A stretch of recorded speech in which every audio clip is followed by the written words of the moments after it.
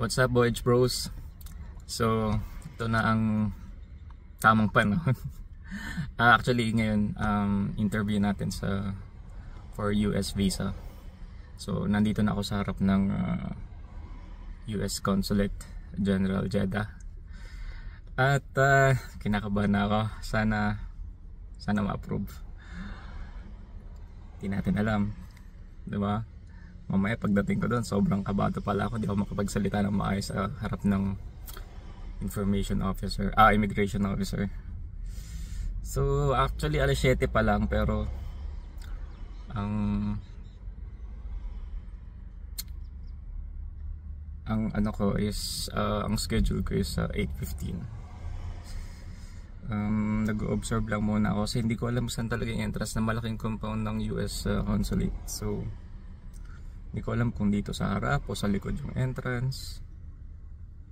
So let's see. Wish me luck. At update ko kayo mamaya sakaling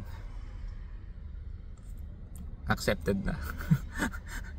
Gusto ko mag-optimistic. Ayaw kong i-entertain yung thought na baka pabagsak ako or something. Well, sana. Hopefully. Okay, yun lang at good luck later. Bye.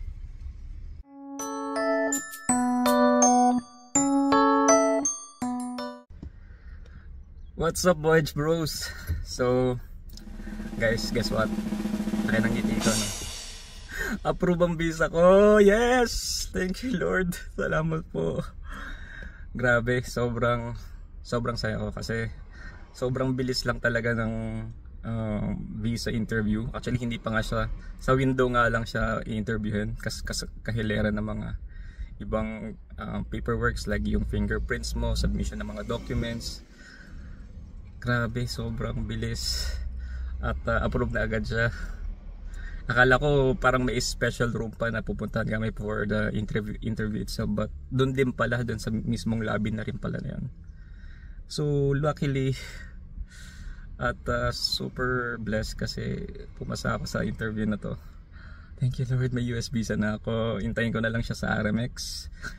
Probably 3 to 5 days bago ko makuha yung mismong passport ko na may visa. So update ko kayo, guys, sa mga vlog na gagawin ko for US visa application. So ingat kayo at enjoy. Bye bye.